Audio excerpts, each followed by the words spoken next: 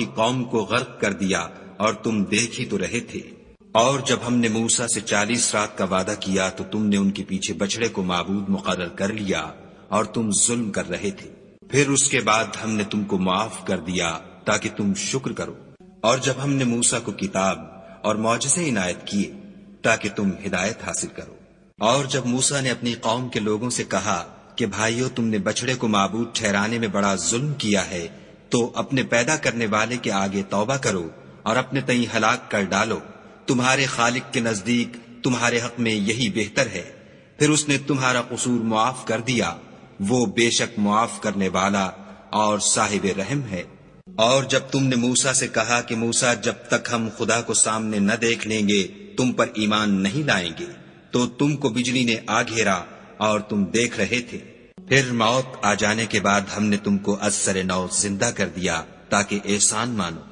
اور بادل کا تم پر سایہ کیے رکھا اور تمہارے لیے من و سلوہ اتارتے رہے کہ جو پاکیزہ چیزیں ہم نے تم کو عطا فرمائی ہیں ان کو کھاؤ پیو، مگر تمہارے بزرگوں نے ان نعمتوں کی کچھ قدر نہ جانی، اور وہ ہمارا کچھ نہیں بگاڑتے تھے بلکہ اپنا ہی نقصان کرتے تھے۔ اور جب ہم نے ان سے کہا کہ اس گاؤں میں داخل ہو جاؤ اور اس میں جہاں سے چاہو خوب کھاؤ پیو، اور دیکھنا دروازے میں داخل ہونا تو سجدہ کرنا اور حطتن کہنا، ہم تمہارے گناہ معاف کر دیں گے اور نیکی کرنے والوں کو اور زیادہ دیں گے۔ تو جو ظالم تھے انہوں نے اس لفظ کو جس کا ان کو حکم دیا تھا بدل کر اس کی جگہ اور لفظ کہنا شروع کیا، بس ہم نے ان ظالموں پر آسمان سے عذاب نازل کیا کیونکہ نافرمانیاں کیے جاتے تھے۔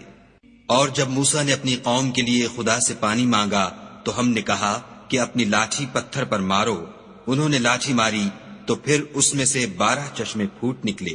اور تمام لوگوں نے اپنا اپنا گھاٹ معلوم کر کے پانی پی لیا۔ ہم نے حکم دیا کہ خدا کی عطا فرمائی ہوئی روزی کھاؤ اور پیو، مگر زمین میں فساد نہ کرتے پھرنا۔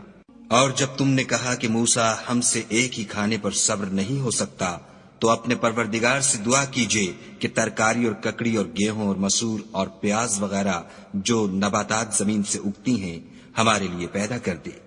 انہوں نے کہا کہ بھلا عمدہ چیزیں چھوڑ کر ان کے بدلے ناقص چیزیں کیوں چاہتے ہو؟ اگر یہی چیزیں مطلوب ہیں تو کسی شہر میں جا اترو، وہاں جو مانگتے ہو مل جائے گا۔ اور آخر کار ذلت و رسوائی اور محتاجی و بے نوائی ان سے چمٹا دی گئی، اور وہ خدا کے غضب میں گرفتار ہو گئے، یہ اس لیے کہ وہ خدا کی آیتوں سے انکار کرتے تھے اور اس کے نبیوں کو ناحق قتل کر دیتے تھے، یعنی یہ اس لیے کہ نافرمانی کیے جاتے اور حد سے بڑھے جاتے تھے۔ جو لوگ مسلمان ہیں یا یہودی یا عیسائی یا ستارہ پرست، یعنی کوئی شخص کسی قوم و مذہب کا ہو، جو خدا اور روز قیامت پر ایمان لائے گا اور عمل نیک کرے گا، تو ایسے لوگوں کو ان کے اعمال کا صلہ خدا کے ہاں ملے گا، اور قیامت کے دن ان کو نہ کسی طرح کا خوف ہوگا اور نہ وہ غمناک ہوں گے۔ اور جب ہم نے تم سے عہد کر لیا اور کوہ طور کو تم پر اٹھا کھڑا کیا اور حکم دیا کہ جو کتاب ہم نے تم کو دی ہے اس کو زور سے پکڑے رہو، اور جو اس میں لکھا ہے اسے یاد رکھو تاکہ عذاب سے محفوظ رہو، تو تم اس کے بعد عہد سے پھر گئے، اور اگر تم پر خدا کا فضل اور اس کی مہربانی نہ ہوتی تو تم خسارے میں پڑ گئے ہوتے۔ اور تم ان لوگوں کو خوب جانتے ہو جو تم میں سے ہفتے کے دن مچھلی کا شکار کرنے میں حد سے تجاوز کر گئے تھے، تو ہم نے ان سے کہا کہ ذلیل و خوار بندر ہو جاؤ، اور اس قصے کو اس وقت کے لوگوں کے لیے اور جو ان کے بعد آنے والے تھے عبرت اور پرہیزگاروں کے لیے نصیحت بنا دیا۔ اور جب موسیٰ نے اپنی قوم کے لوگوں سے کہا کہ خدا تم کو حکم دیتا ہے کہ ایک بیل ذبح کرو، وہ بولے، کیا تم ہم سے ہنسی کرتے ہو؟ موسیٰ نے کہا کہ میں خدا کی پناہ مانگتا ہوں کہ نادان بنوں۔ انہوں نے کہا، اپنے پروردگار سے التجا کیجئے کہ وہ ہمیں یہ بتائے کہ وہ بیل کس طرح کا ہو۔ موسیٰ نے کہا، پروردگار فرماتا ہے کہ وہ بیل نہ تو بوڑھا ہو اور نہ بچڑا، بلکہ ان کے درمیان یعنی جوان ہو، سو جیسا تم کو حکم دیا گیا ہے ویسا کرو۔ انہوں نے کہا، اپنے پروردگار سے درخواست کیجئے کہ ہم کو یہ بھی بتا دے کہ اس کا رنگ کیسا ہو۔ موسیٰ نے کہا، پروردگار فرماتا ہے کہ اس کا رنگ گہرا زرد ہو کہ دیکھنے والوں کے دل کو خوش کر دیتا ہو۔ انہوں نے کہا اب کے پروردگار سے پھر درخواست کیجئے کہ ہم کو بتا دے کہ وہ اور کس کس طرح کا ہو، کیونکہ بہت سے بیل ہمیں ایک دوسرے کے مشابہ معلوم ہوتے ہیں، پھر خدا نے چاہا تو ہمیں ٹھیک بات معلوم ہو جائے گی۔ موسیٰ نے کہا کہ خدا فرماتا ہے کہ وہ بیل کام میں لگا ہوا نہ ہو، نہ تو زمین جوتتا ہو اور نہ کھیتی کو پانی دیتا ہو، اس میں کسی طرح کا داغ نہ ہو۔ کہنے لگے اب تم نے سب باتیں درست بتا دیں، غرض بڑی مشکل سے انہوں نے اس بیل کو ذبح کیا اور وہ ایسا کرنے والے تھے نہیں۔ اور جب تم نے ایک شخص کو قتل کیا تو اس میں باہم جھگڑنے لگے، لیکن جو بات تم چھپا رہے تھے خدا اس کو ظاہر کرنے والا تھا۔ تو ہم نے کہا کہ اس بیل کا کوئی سا ٹکڑا مقتول کو مارو، اس طرح خدا مردوں کو زندہ کرتا ہے اور تم کو اپنی قدرت کی نشانیاں دکھاتا ہے تاکہ تم سمجھو۔ پھر اس کے بعد تمہارے دل سخت ہو گئے، گویا وہ پتھر ہے یا ان سے بھی زیادہ سخت، اور پتھر تو بعضے ایسے ہوتے ہیں کہ ان میں سے چشمے پھوٹ نکلتے ہیں، اور بعضے ایسے ہوتے ہیں کہ پھٹ جاتے ہیں اور ان میں سے پانی نکلنے لگتا ہے، اور بعضے ایسے ہوتے ہیں کہ خدا کے خوف سے گر پڑتے ہیں، اور خدا تمہارے عملوں سے بے خبر نہیں۔ مومنو، کیا تم امید رکھتے ہو کہ یہ لوگ تمہارے دین کے قائل ہو جائیں گے، حالانکہ ان میں سے کچھ لوگ کلام خدا یعنی تورات کو سنتے، پھر اس کے سمجھ لینے کے بعد اس کو جان بوجھ کر بدل دیتے رہے ہیں۔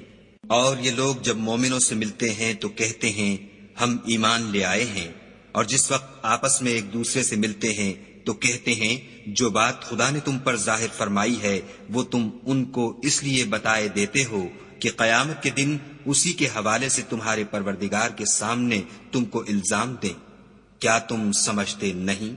کیا یہ لوگ یہ نہیں جانتے کہ جو کچھ یہ چھپاتے اور جو کچھ ظاہر کرتے ہیں خدا کو سب معلوم ہے؟ اور بعض ان میں ان پڑھ ہیں کہ اپنے خیالات باطل کے سوا خدا کی کتاب سے واقف ہی نہیں، اور وہ صرف ظن سے کام لیتے ہیں۔ تو ان لوگوں پر افسوس ہے جو اپنے ہاتھ سے تو کتاب لکھتے ہیں اور کہتے یہ ہیں کہ یہ خدا کے پاس سے آئی ہے، تاکہ اس کے عوض تھوڑی سی قیمت یعنی دنیاوی منفیت حاصل کریں۔ ان پر افسوس ہے اس لیے کہ بے اصل باتیں اپنے ہاتھ سے لکھتے ہیں، اور پھر ان پر افسوس ہے اس لیے کہ ایسے کام کرتے ہیں، اور کہتے ہیں کہ دوزخ کی آگ ہمیں چند روز کے سوا چھو ہی نہیں سکے گی۔ ان سے پوچھو کیا تم نے خدا سے اقرار لے رکھا ہے کہ خدا اپنے اقرار کے خلاف نہیں کرے گا؟ نہیں، بلکہ تم خدا کے بارے میں ایسی باتیں کہتے ہو جن کا تمہیں مطلق علم نہیں۔ ہاں، جو برے کام کرے اور اس کے گناہ ہر طرف سے اس کو گھیر لیں تو ایسے لوگ دوزخ میں جانے والے ہیں اور وہ ہمیشہ اس میں جلتے رہیں گے۔ اور جو ایمان لائیں اور نیک کام کریں وہ جنت کے مالک ہوں گے اور ہمیشہ اس میں عیش کرتے رہیں گے۔ اور جب ہم نے بنی اسرائیل سے عہد لیا کہ خدا کے سوا کسی کی عبادت نہ کرنا، اور ماں باپ اور رشتہ داروں اور یتیموں اور محتاجوں کے ساتھ بھلائی کرتے رہنا، اور لوگوں سے اچھی باتیں کہنا، اور نماز پڑھتے اور زکوٰۃ دیتے رہنا، تو چند شخصوں کے سوا تم سب اس عہد سے منہ پھیر کر پھر بیٹھے۔ اور جب ہم نے تم سے عہد لیا کہ آپس میں کچھ تو خون نہ کرنا اور اپنے کو ان کے وطن سے نہ نکالنا، تو تم نے اقرار کر لیا اور تم اس بات کے گواہ ہو۔ پھر تم وہی ہو کہ اپنوں کو قتل بھی کر دیتے ہو اور اپنوں میں سے بعض لوگوں پر گناہ اور ظلم سے چڑھائی کر کے انہیں وطن سے نکال بھی دیتے ہو، اور اگر وہ تمہارے پاس قید ہو کر آئیں تو بدلہ دے کر ان کو چھڑا بھی لیتے ہو، حالانکہ ان کا نکال دینا ہی تم کو حرام تھا۔ یہ کیا بات ہے کہ تم کتاب خدا کے بعض احکام کو تو مانتے ہو اور بعض سے انکار کیے دیتے ہو؟ تو جو تم میں سے ایسی حرکت کریں ان کی سزا اس کے سوا اور کیا ہو سکتی ہے کہ دنیا کی زندگی میں تو رسوائی ہو اور قیامت کے دن سخت سے سخت عذاب میں ڈال دیے جائیں، اور جو کام تم کرتے ہو خدا ان سے غافل نہیں۔ یہ وہ لوگ ہیں جنہوں نے آخرت کے بدلے دنیا کی زندگی خریدی، سو نہ تو ان سے عذاب ہی ہلکا کیا جائے گا اور نہ ان کو اور طرح کی مدد ملے گی۔ اور ہم نے موسیٰ کو کتاب عنایت کی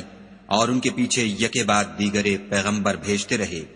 اور عیسیٰ ابن مریم کو کھلے نشانات بخشے، اور روح القدس یعنی جبرائیل سے ان کو مدد دی،